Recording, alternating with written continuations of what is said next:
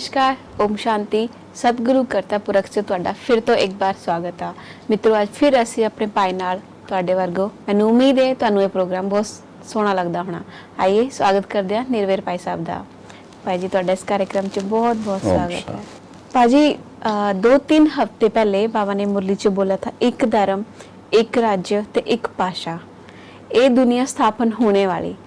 ते तुसी अनुभवी है ते बाबे नाल भी रहे ते मम्मा नाल भी रहे ते बड़ी बड़ी दादियां नाल भी तुसी रहे। तो ये दुनिया कद स्थापन होंगी? हुण तो इतना विनाश होया करदा, इतनी दुनिया उथल पुथल होया करदा, तुहानूं तां कुछ थोड़ा बहुत अनुभव होना ही है कि कद आने वाली है दुनिया। देखो तुसी बाबा दे बच्चे, प्रजापिता ब्रह्मा बाबा और शिव बाबा दे नैना दे सारे नूरे रतन इस समय पुरुषोत्तम संगम युग ते सब ब्रह्मा कुमारियां ब्रह्मा कुमार जो समर्पित भाव च भी चल रहे ने या ज्ञानवान परिवार अपने अपने लौकिक जीवन च अपनी कारोबार भी कर रहे ने, सब कुछ करदियां होया भी सब दा जिहड़ा दृष्टिकोण है वो बदल गया।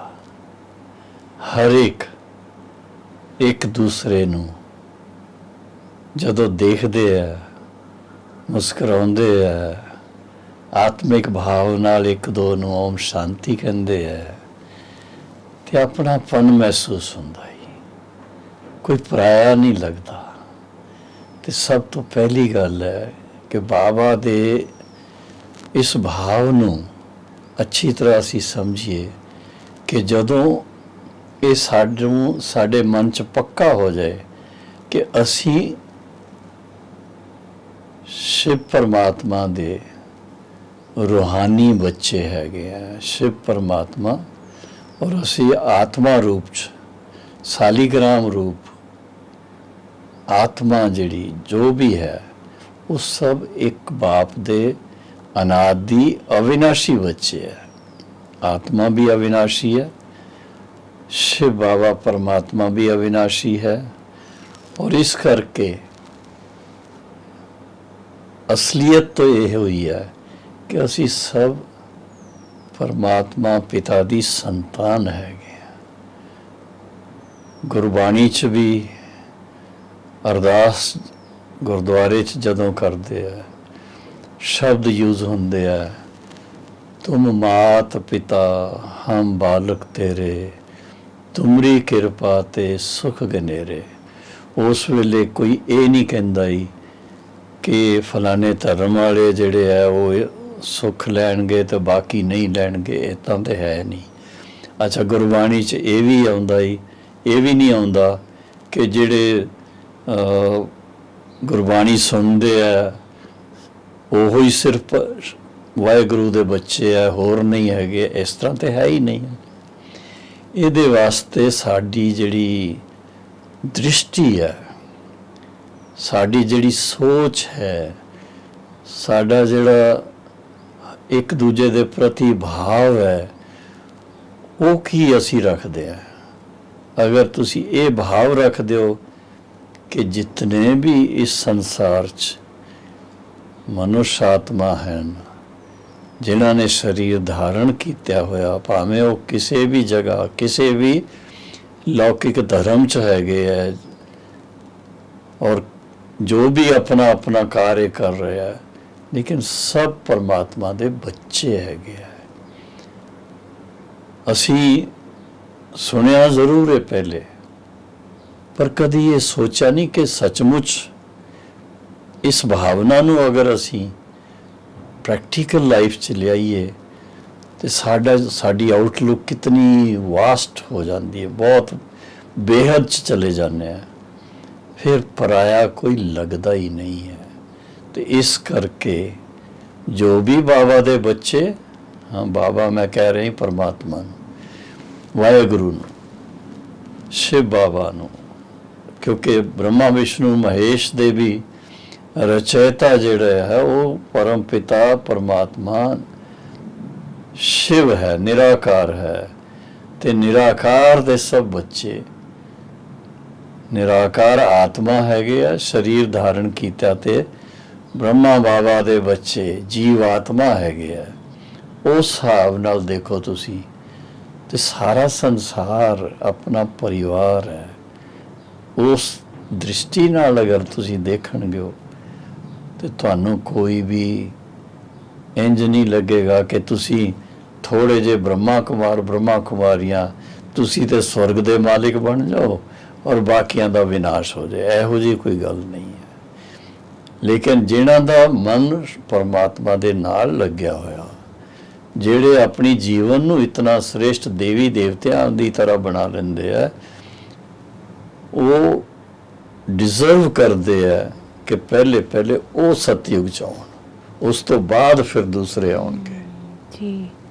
ਠੀਕ ਹੈ ਨਾ? ਬਿਲਕੁਲ। ਹਾਂ, ਤੇ ਇਸ ਕਰਕੇ ਆਪਣੀ ਸੋਚ ਜਿਹੜੀ ਹੈ ਉਹ ਆਧਿਆਤਮਿਕ ਗਿਆਨ ਦੇ ਆਧਾਰ ਤੇ ਅਗਰ ਹੋਏ ਤੇ ਬਿਲਕੁਲ ਅਸੀਂ ਬੇਹੱਦ ਚ ਰਹਿ ਕਰਕੇ ਹਰ ਇੱਕ ਆਤਮਾ ਦੇ ਕਲਿਆਣ ਵਾਸਤੇ, ਹਰ ਇੱਕ ਆਤਮਾ ਦੇ ਸੁਖ ਸ਼ਾਂਤੀ ਵਾਸਤੇ ਆਪਣੇ ਮਨ 'ਚ ਬੜਾ ਭਾਵਾਤਮਿਕ ਪਿਆਰ ਰੱਖਾਂਗੇ।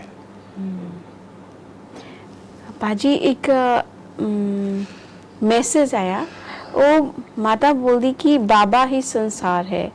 ਤਾਂ ਇਹਦਾ ਭਾਵ ਕੀ ਹੈ ਕਿ ਮੈਂ ਆਪਣੇ ਘਰ ਪਰਿਵਾਰ ਵਾਲਿਆਂ ਨੂੰ ਫਿਰ ਕਿੱਦਾਂ ਕਿਨਾਰਾ ਕਰਕੇ ਰੱਖਾਂ, ਜਾਂ ਮੇਰੇ ਜੋ ਹਸਬੈਂਡ ਨੇ ਉਹਨਾਂ ਦੇ ਕਿੱਦਾਂ ਕਿਨਾਰਾ ਰੱਖਾਂ, ਮਤਲਬ ਬਾਬਾ ਨੂੰ ਆਪਣਾ ਸੰਸਾਰ ਕਿੱਦਾਂ ਮੰਨਣਾ? ਬਾਬਾ ਨੂੰ ਜਦੋਂ ਅਸੀਂ ਯਾਦ ਕਰਦੇ ਹਾਂ, ਖਾਸ ਉਸ ਵੇਲੇ ਦਾ ਟਾਈਮ ਹੈ ਜਦੋਂ ਅਸੀਂ ਯਾਦ 'ਚ ਇਕਾਂਤ 'ਚ ਬੈਠ ਜਾਂਦੇ ਹਾਂ ਜਾਂ ਆਪਣੇ ਮੈਡੀਟੇਸ਼ਨ ਰੂਮ 'ਚ ਬੈਠ ਜਾਂਦੇ ਹਾਂ ਜਾਂ ਆਪਣੇ ਡਰਾਇੰਗ ਰੂਮ 'ਚ ਹੀ ਬੈਠ ਕਰਕੇ ਯਾਦ 'ਚ ਬੈਠਦੇ ਹਾਂ। ਉਸ ਵੇਲੇ ਬਾਬਾ ਦੇ ਜਿਹੜੀ ਇੱਕ ਅਨੁਭਵ ਕਰਨ ਦੀ ਗੱਲ ਹੈ, ਉਹ ਤਾਂ ਹੀ ਤੁਸੀਂ ਅਨੁਭਵ ਕਰਨਗੇ ਉਹ ਜਦੋਂ ਦੇਹ ਸਹਿਤ ਆਪਣੀ ਦੇਹ ਉਹਨੂੰ ਵੀ ਭੁੱਲੋ, ਦੇਹ ਸਹਿਤ ਦੇਹ ਦੇ ਸਾਰੇ ਹੀ ਸੰਬੰਧਾਂ ਤੋਂ ਬੁੱਧੀ ਯੋਗ ਹਟਾ ਕੇ ਆਪਣੇ ਆਪ ਨੂੰ ਆਤਮਾ ਨਿਸ਼ਚੈ ਕਰਕੇ ਔਰ ਫਿਰ ਸ਼ਿਵ ਪਰਮਾਤਮਾ ਦੇ ਨਾਲ ਮਨ ਲਗਾਉਣਾ। ਉਸ ਵੇਲੇ ਦੀ ਇਹ ਫੀਲਿੰਗ ਹੁੰਦੀ ਹੈ ਕਿ ਇੱਕ ਮੈਂ, ਇੱਕ ਸ਼ਿਵ ਬਾਬਾ, ਬਾਕੀ ਸਭ ਹੈਗੇ ਆ, ਮੈਨੂੰ ਪਤਾ ਹੀ, ਇਹ ਨਹੀਂ ਕਿ ਨਹੀਂ ਹੈਗੇ ਆ, ਦੇ ਆਰ ਦੇਅਰ, ਉਹ ਤਾਂ ਹੈ। ਲੇਕਿਨ ਉਸ ਵੇਲੇ ਜਦੋਂ ਮੈਂ ਇਸ ਯਾਦ 'ਚ ਬੈਠਦਾ ਹਾਂ ਤੇ ਉਸ ਵੇਲੇ ਸਿਵਾਏ ਸ਼ਿਵ ਬਾਬਾ ਤੋਂ ਹੋਰ ਕਿਸੇ ਦੇ ਨਾਲ ਮਨ ਨਹੀਂ ਲਗਾਉਂਦੇ, ਹੋਰ ਕਿਸੇ ਨੂੰ ਯਾਦ ਨਹੀਂ ਕਰਦੇ। ਬਾਬਾ ਹਮੇਸ਼ਾ ਕਹਿੰਦੇ ਆ ਕਿ ਤੁਸੀਂ ਮੇਰੇ ਨਾਲ ਆਪਣਾ ਮਨ ਲਗਾਓ, ਕਿਉਂਕਿ ਯਾਦ ਤੇ ਮਨ ਬੁੱਧੀ ਨਾਲ ਹੀ ਕੀਤਾ ਜਾਂਦਾ ਹੀ ਨਾ। ਤੇ ਉਸ ਵੇਲੇ ਇੱਕ ਪਾਸੇ ਯਾਦ ਸ਼ਿਵ ਬਾਬਾ ਦੀ ਕਰਨੀ ਹੈ ਔਰ ਸੋਲ ਕੌਨਸ਼ੀਅਸ ਹੋ ਕਰਕੇ ਕਰਨੀ।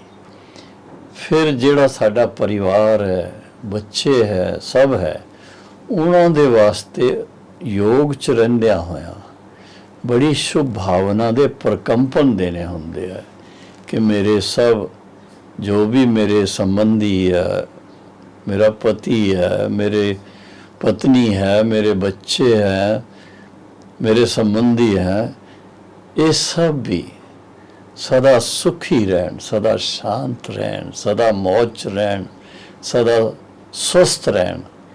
ਤੇ ਉਹਨਾਂ ਵਾਸਤੇ ਵੀ ਸ਼ਿਵ ਬਾਬਾ ਦੇ ਨਾਲ ਮਨ ਲਗਾ ਕੇ ਉਹ ਪ੍ਰਕੰਪਨ ਉਹਨਾਂ ਨੂੰ ਦੇਣੇ ਹੁੰਦੇ ਆ। ਤੁਸੀਂ ਸੰਨਿਆਸੀ ਨਹੀਂ ਬਣਦੇ ਹੋ, ਤੁਸੀਂ ਰਾਜ ਯੋਗੀ ਹੈਗੇ ਹੋ। ਰਾਜ ਯੋਗੀ ਦਾ ਮਤਲਬ ਹੀ ਹੈ ਕਿ ਇਸ ਦੁਨੀਆ 'ਚ ਆਪਣੀ ਸਾਰੀ ਡਿਊਟੀਆਂ ਕਰਦੇ ਹੋਏ ਮਾਂ ਹੈ ਤੇ ਬੱਚਿਆਂ ਦੀ ਸੰਭਾਲ ਕਰਨੀ ਮਾਂ ਦੀ ਡਿਊਟੀ ਹੈ। ਪਿਤਾ ਜੀ ਹੈ ਤੇ ਪਿਤਾ ਜੀ ਨੇ ਸਾਰੇ ਪਰਿਵਾਰ ਦੇ ਵਾਸਤੇ ਧਿਆਨ ਰੱਖਣਾ ਹੀ ਕਿ ਕਮਾਈ ਕਰਕੇ ਸਭ ਨੂੰ ਸੁਖੀ ਰੱਖਣਾ ਹੀ। ਔਰ ਇਸੇ ਤਰ੍ਹਾਂ ਹੀ ਬੱਚਿਆਂ ਦਾ ਫਰਜ਼ ਹੈ ਕਿ ਆਪਣੀ ਪੜ੍ਹਾਈ ਪੜ੍ਹ ਕਰਕੇ ਮਾਤਾ ਪਿਤਾ ਦਾ ਨਾਂ ਰੋਸ਼ਨ ਕਰਨਾ ਹੀ। ਤੇ ਇਹਦੇ ਵਾਸਤੇ ਤਾਂ ਬੜਾ ਸਹਿਜ ਤਰੀਕਾ ਹੀ, ਅਗਰ ਸਾਰਾ ਹੀ ਪਰਿਵਾਰ ਇੱਕ ਸ਼ਿਵ ਬਾਬਾ ਪਰਮਾਤਮਾ ਨੂੰ ਯਾਦ ਕਰੇਗਾ ਤੇ ਦੇਖੋ ਕੀ ਤੁਹਾਡਾ ਘਰ ਦਾ ਐਟਮੋਸਫੀਅਰ ਕੀ ਬਣੇਗਾ, ਇਤਨਾ ਸੁੰਦਰ ਸੁਖਦ ਦਿਲਚਸਪ ਹੋ ਜਾਏਗਾ। ਤੇ ਇਸ ਕਰਕੇ ਤੁਸੀਂ ਇਹ ਨਾ ਸਮਝਣਾ ਕਿ ਬਾਬਾ ਨੂੰ ਯਾਦ ਕਰਨਾ ਹੀ ਤੇ ਇਸ ਕਰਕੇ ਤੁਸੀਂ ਸੰਨਿਆਸੀ ਬਣ ਜਾਓਗੇ, ਨਹੀਂ। ਤੁਸੀਂ ਕਮਲ ਪੁਸ਼ਪ ਸਮਾਨ ਜੀਵਨ ਆਪਣੀ ਬਤੀਤ ਕਰਨਗੇ ਹੋ, ਗ੍ਰਸਤ ਵਿਵਹਾਰ ਚ ਰਹਿੰਦਿਆਂ ਹੋਇਆ ਜਿੱਥੇ ਵੀ ਹੈਗੇ ਹੋ, ਲੇਕਿਨ ਕਮਲ ਫੂਲ ਦੀ ਤਰ੍ਹਾਂ ਪਵਿੱਤਰ ਰਹਿਣਗੇ। ਜਿੱਥੇ ਪਵਿੱਤਰਤਾ ਹੈ ਉੱਥੇ ਸ਼ਾਂਤੀ ਹੈ ਔਰ ਸੁਖ ਹੈ, ਆਨੰਦ ਹੈ। ਪਰਿਵਾਰ ਖੁਸ਼ਹਾਲ ਰਹੇ, ਇਸ ਭਾਵਨਾ ਨਾਲ ਤੁਸੀਂ शिव बाबा ਨੂੰ भी याद करो, ज्ञान भी अच्छी तरह अध्ययन करो और उसनों अच्छी तरह अपने जीवन च लिया करके अपने कर्मां ਨੂੰ ਇੰਨਾ श्रेष्ठ बनाओ कि ਤੁਹਾਡੇ ਘਰ ਵਾਲੇ ਸਮਝਣ ਕਿ ਇਹ ਤੇ ਸਾਡੇ ਘਰ ਚ ਦੇਵੀ ਹੈਗੇ ਆ, ਇਹ ਦੇਵਤਾ ਹੈਗੇ ਆ। ਬੱਚਿਆਂ ਨੂੰ ਦੇਖੋ ਤੇ ਜਿਵੇਂ ਬੱਚੇ ਰਾਧੇ ਕ੍ਰਿਸ਼ਨ ਦੀ ਤਰ੍ਹਾਂ ਹੈਗੇ ਆ, ਤੇ ਇਹ ਭਾਵਨਾ ਚਾਹੀਦੀ ਹੈ। जी ਭਾਜੀ, ਬਾਬਾ ਬੋਲਦੇ ਬੁੱਧੀ ਤੇ ਸਰੈਂਡਰ ਹੋ ਜਾਓ, ਤੇ ਬੁੱਧੀ ਤੇ ਕਿੱਦਾਂ ਸਰੈਂਡਰ ਹੋਣਾ? ਕਦ ਇਦਾਂ ਵੀ ਹੁੰਦਾ ਕਿ ਅਸੀਂ ਬਾਬਾ ਨੂੰ ਯਾਦ ਕਰਦੇ ਤਾਂ ਉਹਦੀ ਪਰਖ ਕਿਆ ਹੋਣੀ ਕਿ ਅਸੀਂ ਆਪਣੀ ਬੁੱਧੀ ਸਰੈਂਡਰ ਕਰਤੀ? ਕਿੱਦਾਂ ਅਸੀਂ ਆਪਣੀ ਬੁੱਧੀ ਨੂੰ ਪਰਖੇਗੀ ਉਹ ਮੇਰੀ ਬੁੱਧੀ ਬਾਬੇ ਉੱਪਰ ਜਾਂ ਬਾਬੇ ਨੂੰ ਸਰੈਂਡਰ ਕਰਤੀ? ਅਸੀਂ ਬਾਬਾ ਹਮੇਸ਼ਾ ਬੱਚਿਆਂ ਨੂੰ ਕਹਿੰਦਾ ਹੀ ਕਿ ਬੱਚੇ ਮਨ ਮਨਾ ਭਾਵ, ਮਨ ਮੇਰੇ ਨਾਲ ਲਗਾਓ। ਸਰੈਂਡਰ ਕਰਨ ਦਾ ਮਤਲਬ ਕੀ ਹੈ ਕਿ ਹੋਰ ਗੱਲਾਂ 'ਚ ਨਾ ਜਾਓ। ਜਿਹੜੀਆਂ ਗੱਲਾਂ ਤੁਹਾਡਾ ਸਮੇਂ ਬਰਬਾਦ ਕਰਦੀਆਂ, ਸਮੇਂ ਵੇਸਟ ਕਰਦੀਆਂ, ਉਹਨਾਂ ਤੋਂ ਡਿਟੈਚ ਹੋ ਜਾਓ। ਇਹ ਚੀਜ਼ ਦਾ ਬੜਾ ਧਿਆਨ ਚਾਹੀਦਾ ਹੈ, ਕਿਉਂਕਿ ਦੇਖਿਆ ਜਾਂਦਾ ਹੈ ਕਿ ਜੀਵਨ ਸਹਿਜ ਰਾਜ ਯੋਗ ਦੇ ਆਧਾਰ ਤੇ ਬੜਾ ਸੁੰਦਰ ਬਣਦਾ ਹੈ, ਬਹੁਤ ਸ੍ਰੇਸ਼ਟ ਬਣਦਾ ਹੈ। ਤੇ ਅਗਰ ਅਸੀਂ ਫਿਰ ਵੀ ਆਪਣੇ ਸਟੇਟਸ ਦੇ ਕਾਰਨ ਜਾਂ ਧਨ ਦੇ ਕਾਰਨ ਜਾਂ ਸਟੱਡੀ ਦੇ ਕਾਰਨ ਜਾਂ ਆਪਣੇ ਲੌਕਿਕ ਕੋਈ ਵੱਡੇ ਪਰਿਵਾਰ ਦੇ ਕਾਰਨ ਅਸੀਂ ਅਗਰ ਆਪਣਾ ਸੋਚ ਜਿਹੜਾ ਹੀ ਉਹਦੇ 'ਚ ਅਗਰ ਅਸੀਂ ਦੇ ਅਭਿਮਾਨ ਰੱਖੀਏ, ਕਿਸੇ ਦੇ ਨਾਲ ਈਰਸ਼ਾ ਦਵੇਸ਼ ਰੱਖੀਏ, ਤੇ ਫਿਰ ਤੁਸੀਂ ਜੋ ਜੀਵਨ 'ਚ ਸੁੱਖ ਪਾਉਣਾ ਚਾਹੁੰਦੇ ਹੋ, ਸ਼ਾਂਤੀ ਪਾਉਣਾ ਚਾਹੁੰਦੇ ਹੋ, ਉਹ ਨਹੀਂ ਮਿਲੇਗੀ ਫਿਰ। ਕਿਉਂਕਿ ਮਨ ਹਰ ਵੇਲੇ ਉਲਝਣ 'ਚ ਪਿਆ ਰਹੇਗਾ। ਇਹ ਵੀ ਕਰਨਾ, ਇਹਨੂੰ ਇਹ ਨਹੀਂ ਕਰਨਾ, ਇਹਨੂੰ ਉਹ ਨਹੀਂ ਕਰਨਾ, ਇਹਨਾਂ ਗੱਲਾਂ 'ਚ ਹੀ ਸਾਰਾ ਟਾਈਮ ਚੱਲ ਜਾਏਗਾ। ਇਸ ਕਰਕੇ ਬੜਾ ਧਿਆਨ ਚਾਹੀਦਾ। ਜਿਹੜਾ ਬਾਬਾ ਕਹਿੰਦਾ ਤੁਹਾਡਾ ਇਹ ਸਮੇਂ ਜਿਹੜਾ ਹੀ ਪੁਰਸ਼ੋਤਮ ਸੰਗਮ ਯੁੱਗ ਦਾ, ਇਹ ਬਹੁਤ ਵੈਲਿਊਏਬਲ ਹੈ। ਇਸ ਕਰਕੇ ਇਸ ਨੂੰ ਵਿਅਰਥ ਨਾ ਗਵਾਓ, ਔਰ ਵਿਅਰਥ ਨਾ ਗਵਾਉਣ ਦਾ ਇੱਕ ਹੀ ਸਹਿਜ ਤਰੀਕਾ ਹੀ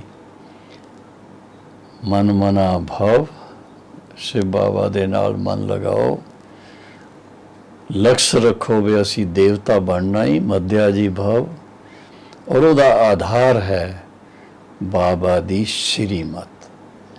ਜੋ ਸ਼੍ਰੀਮਤ ਦੇ ਅਨੁਸਾਰ ਅਸੀਂ ਆਪਣਾ ਹਰ ਕਦਮ ਉਠਾਵਾਂਗੇ ਤੇ ਉਹ ਸ਼੍ਰੀਮਤ ਸਾਨੂੰ ਸ੍ਰੇਸ਼ਟ ਬਣਾਏਗੀ।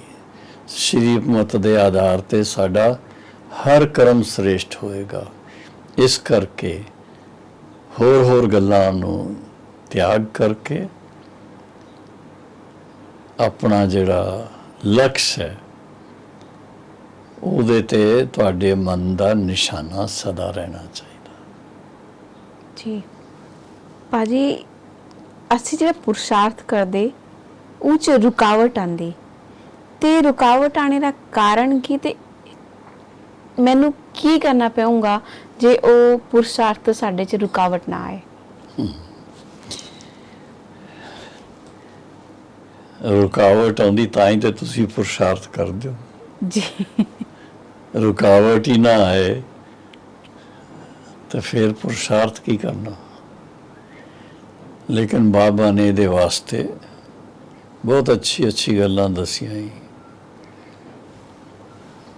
ਰੁਕਾਵਟ ਜਦੋਂ ਆਉਂਦੀ ਹੈ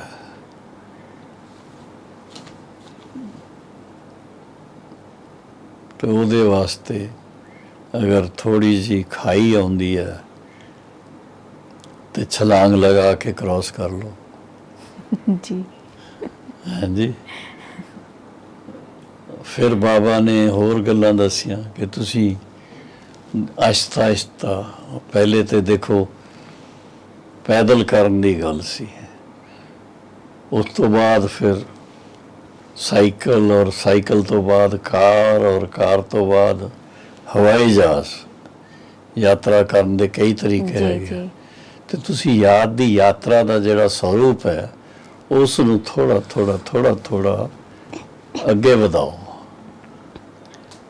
ਤੇ ਉਹਦੇ ਵਿੱਚ ਬਾਬਾ ਕਹਿੰਦਾ ਹੀ ਕਿ ਜਦੋਂ ਤੁਸੀਂ ਆਪਣੀ ਉੜਤੀ ਕਲਾ 'ਚ ਰਹਿਣਗੇ ਤੇ ਉੜਤੀ ਕਲਾ 'ਚ ਰਹਿਣ ਕਰਕੇ ਤੁਸੀਂ ਰੁਕਾਵਟਾਂ ਨੂੰ ਇਸ ਤਰ੍ਹਾਂ ਕ੍ਰਾਸ ਕਰ ਲੈਣਗੇ। ਰੁਕਾਵਟ ਦੇ ਨਾਲ ਚਿਟਕ ਨਹੀਂ ਜਾਓ ਤੁਸੀਂ, ਦੂਰੋਂ ਦੇਖ ਕਰਕੇ ਸਮਝ ਲਓ ਇਹ ਰੁਕਾਵਟ ਹੈ, ਔਰ ਇਸ ਨੂੰ ਪਾਰ ਕਰਨ ਦਾ ਤਰੀਕਾ ਹੀ ਬਾਬਾ ਬਸ। ਗੁਰਬਾਣੀ 'ਚ ਜਿਸ ਤਰ੍ਹਾਂ ਹੁੰਦਾ ਹੀ, ਨਾਨਕ ਨਾਮ ਜਹਾਜ਼ ਹੈ ਚੜੇ ਸੋ ਉਤਰੇ ਪਾਰ, ਪ੍ਰੈਕਟੀਕਲ। ਤੇ ਉਹ ਨਾਮ ਅਰਥਾਤ ਸ਼ਿਵ ਬਾਬਾ ਦੀ ਯਾਦ, ਜਦੋਂ ਤੁਹਾਡਾ ਮਨ ਉਹਨਾਂ ਦੇ ਨਾਲ ਲੱਗੇਗਾ ਤੇ ਸਦਾ ਹੀ ਉੜਦੀ ਕਲਾ 'ਚ ਜਾਣਗੇ ਜੀ, ਔਰ ਫਿਰ ਕੋਈ ਰੁਕਾਵਟ ਨਹੀਂ ਰਹੇਗੀ। जी जी। एक यज्ञ च बैगरी पार्ट बजिया था, उस समय दा की अनुभव है तुहाडा? बैगरी पार्ट दा मतलब की है? कोई बैगर बन करके कोई बाहर गया नहीं है जी, कोई मंगन वास्ते जी जी, किसी को कोई पैसे मंगने हैं या अनाज मंगना या और कुछ इस तरह नहीं है। बैगरी पार्ट का बड़ा एक गहरा राज हैगा ही जी, और वो राज आम दुनिया च लोगों को पता नहीं लगता इस चीज़ का। राज ये सी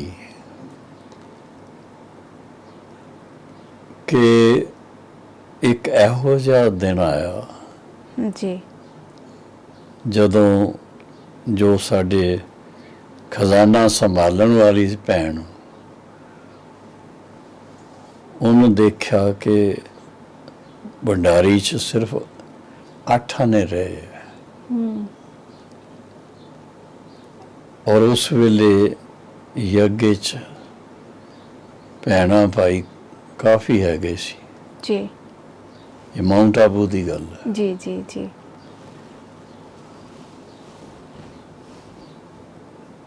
तो उन्होंने बाबा नूं कहा ਕਿ ਬਾਬਾ ਭੰਡਾਰੀ 'ਚ ਸਿਰਫ 8 ਆਨੇ ਆ ਤੇ ਆਟਾ ਵੀ ਨਹੀਂ, ਚਾਵਲ ਵੀ ਨਹੀਂ, ਦਾਲ ਵੀ ਨਹੀਂ, ਸਬਜ਼ੀ ਵੀ ਨਹੀਂ, ਤੇ ਕੀ ਕਰੀਏ ਹੁਣ? ਤੇ ਬਾਬਾ ਨੂੰ ਇਹ ਨਿਸ਼ਚੈ ਸੀ ਸਦਾ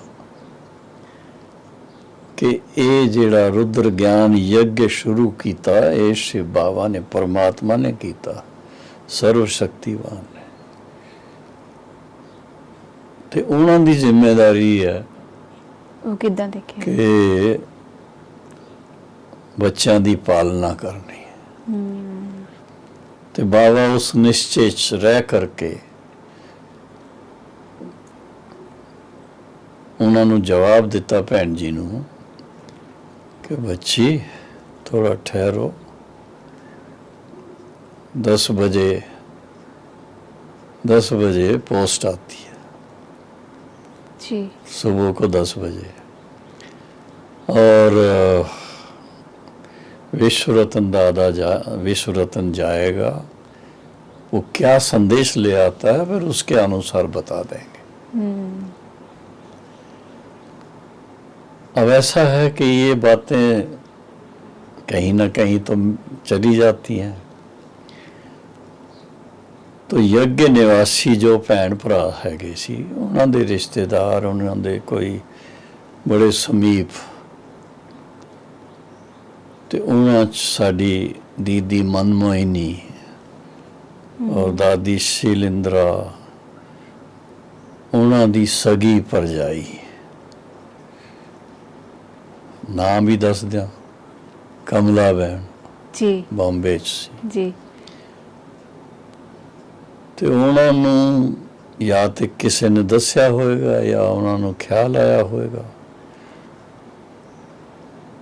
ਤਾਂ ਉਸਨੇ ਮਨੀ ਆਰਡਰ ਭੇਜ ਦਿੱਤਾ। ਕਾਫੀ ਵੱਡਾ ਅਮਾਉਂਟ ਸੀ, 10,000 ਉਹਨਾਂ ਦਿਨਾਂ 'ਚ। ओ जी बिल्कुल।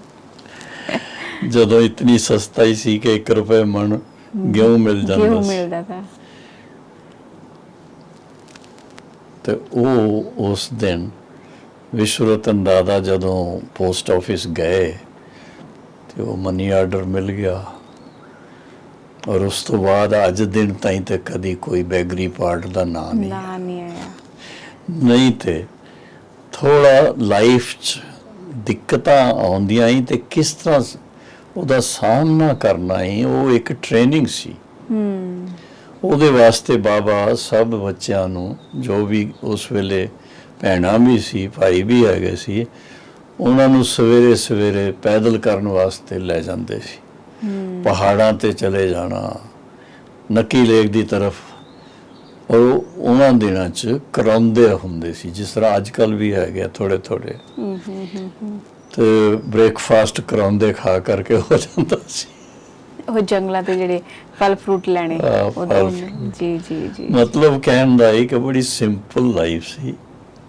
ਭੋਜਨ ਤੇ ਸਦਾ ਹੀ ਮਿਲਿਆ। ਯੱਗ 'ਚ ਇਸ ਤਰ੍ਹਾਂ ਕਦੀ ਨਹੀਂ ਹੋਇਆ ਕਿ ਬੱਚਿਆਂ ਨੂੰ ਭੋਜਨ ਨਾ ਮਿਲੇ।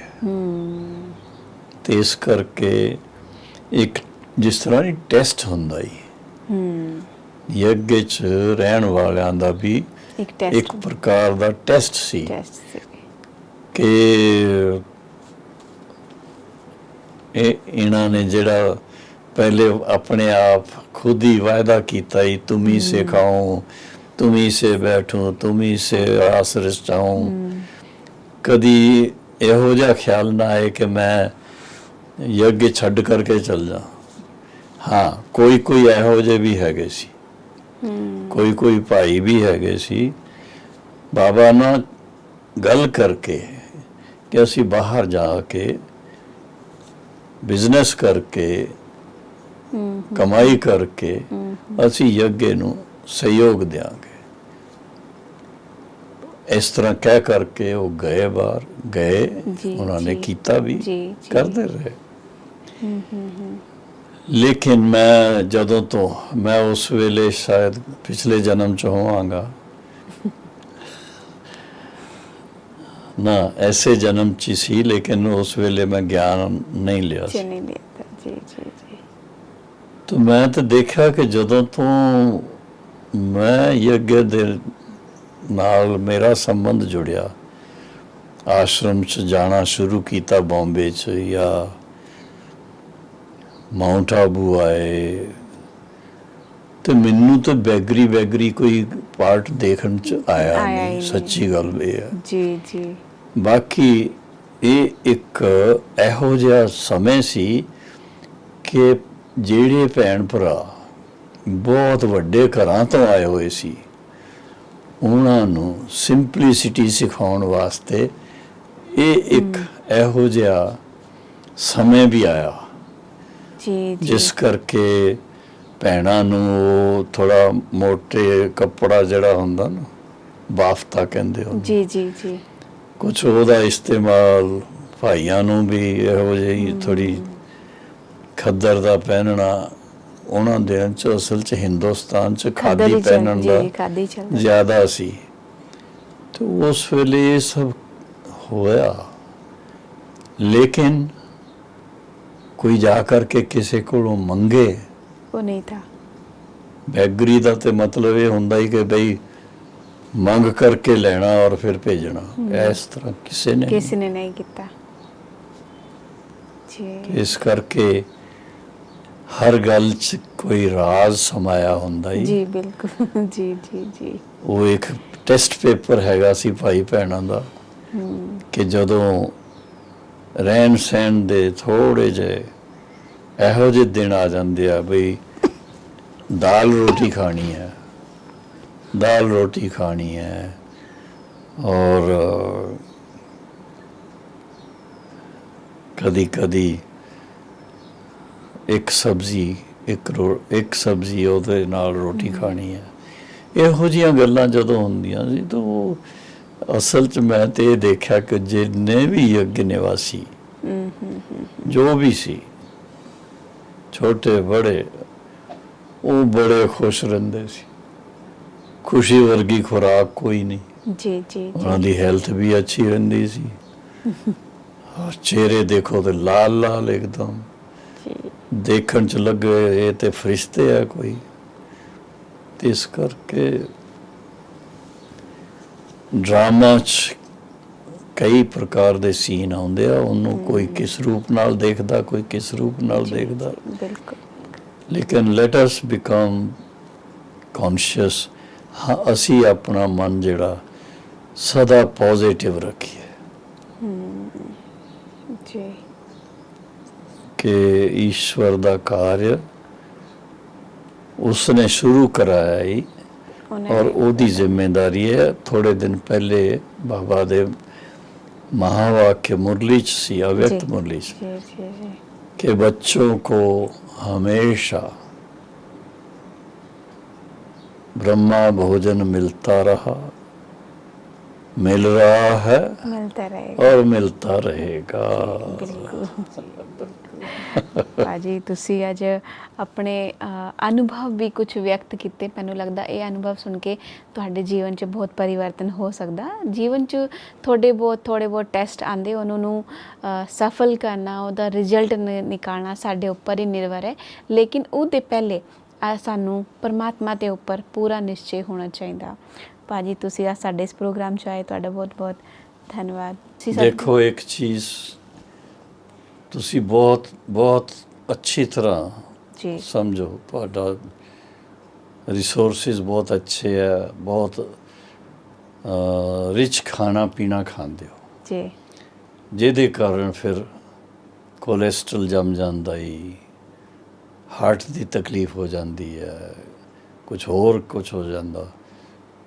ਔਰ ਜਦੋਂ ਫਿਰ ਡਾਕਟਰ ਦੇ ਕੋਲ ਜਾਂਦੇ ਹੋ, ਹਸਪੀਟਲ 'ਚ ਜਾਂਦੇ ਹੋ, ਟੈਸਟ ਹੁੰਦਾ ਸਭ ਕੁਝ, ਔਰ ਫਿਰ ਡਾਕਟਰ ਕਿਆ ਕਹਿੰਦੇ ਨੇ, ਅੱਜ ਕੱਲ੍ਹ ਤੇ ਇੱਕ ਰਿਵਾਜ ਹੋ ਗਿਆ ਹੈ ਵੀ ਆਪਣਾ ਲਾਈਫ ਸਟਾਈਲ ਚੇਂਜ ਕਰੋ, ਆਪਣਾ ਖਾਣ ਪਾਣ ਬੜਾ ਪਰਹੇਜ਼ ਰੱਖੋ, और जितना हो सके कोलेस्ट्रॉल फ्री खाना खाओ, और इतों ताई कि दुध भी कई तो मना कर देंगे जी, बिल्कुल मना करते जी जी जी। लेकिन ਬਾਬਾ ਹਮੇਸ਼ਾ ਕਹਿੰਦਾ ਸੀ ਨਹੀਂ, ਦੁੱਧ ਔਰ ਦਹੀਂ ਲੱਸੀ ਇਹ ਨੈਚੁਰਲ ਚੀਜ਼ਾਂ ਹੈਗੀਆਂ, ਪਰ ਗਾਏ ਦਾ ਦੁੱਧ। ਇਸ ਕਰਕੇ ਯੱਗ 'ਚ ਬਾਬਾ ਨੇ ਗਾਏ ਮੰਗਾ ਕੇ ਰੱਖੀ ਹੋਈ ਸੀ, 8 ਗਾਏ ਸੀ।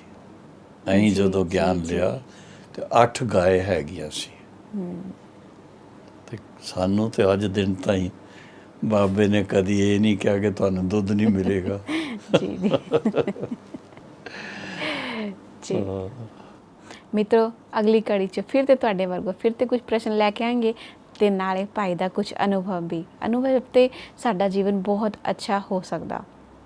ਤਦ ਤੱਕ ਲਈ ਨਮਸਕਾਰ ਤੇ ਓਮ ਸ਼ਾਂਤੀ ਤੇ ਨਾਲੇ ਸਤਿ ਸ੍ਰੀ ਅਕਾਲ। ਸਤਿ ਸ੍ਰੀ ਅਕਾਲ। ਓਮ ਸ਼ਾਂਤੀ।